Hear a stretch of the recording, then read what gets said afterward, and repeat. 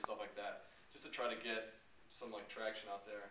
Especially because like the trade show and a lot of those trade shows for janitorial contractors, all of them are tweeting, so it's like, well, we've got to be doing it, and a lot of our competition isn't. So it's kind of like fit into that social, seeing when people are like tweeting about stuff, we're trying to like get on there, try to engage them.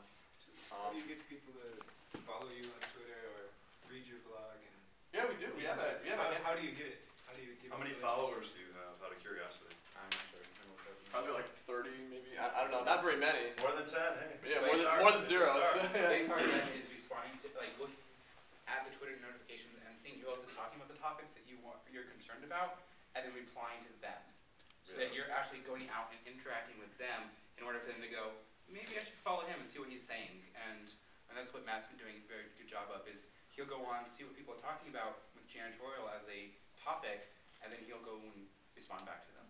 and most of the communication we had back and forth was when it was at the trade show, because everyone was hashtagging it. Can you repeat that? Because that's kind of an important point. Sure. So at the trade show, so it'd be like ISSA, 09, and so when we went there, we looked at some of these terminals and we're like, we didn't even know that there was a hashtag, much less than like a Twitter account for it. So we were like, what's a hashtag? It's where they put like pound and then like a topic inside of Twitter, so you could really easily search for like topic, skateboarding or something like that, or in my case, the trade show.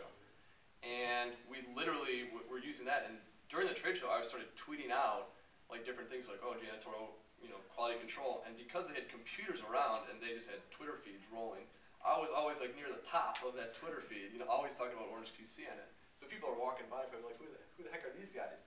And at least learning about us through that, even though we didn't have a booth. So. And the big thing about that is it's not so important that people are reading your blog, but that Google is indexing it. So huge point. Bumped up. Huge issue. That so much is because we're a new company. We need our name near the top. That's the reason why this guy in Australia was probably able to find us, was because he was searching and found something that Matt's created, and so that's just pushing our site to the top, which is what we need. Actually, for part of our validation, we have a product that gives people pain. Like, managers are stressed about this. I literally Googled Twitter. I searched on Twitter. You can go right to their homepage and search. I searched scheduling sucks, and it came up with a bunch of things where people were like, oh my gosh, my manager screwed up my schedule again and all this stuff. And we're not far along. I mean, like, eventually we want to reply to them and be like, hey, we have a solution for this. But right now we're just looking and seeing market validation. Yep. That's really interesting because I actually get that. Sometimes I'll say, like, if I'm at O'Hare or something like that, I'll be like, oh, I'm waiting on a plane, at O'Hare, and there's all these other things that are like following me and tweeting me about, go to this, Sbarro Pizza, or someone saying, oh, check your flights at, Flightcaster and stuff like that. Yeah. So other companies are advertising engaging you, like when you're saying stuff. So, especially for like scheduling, it seems like it'd be really.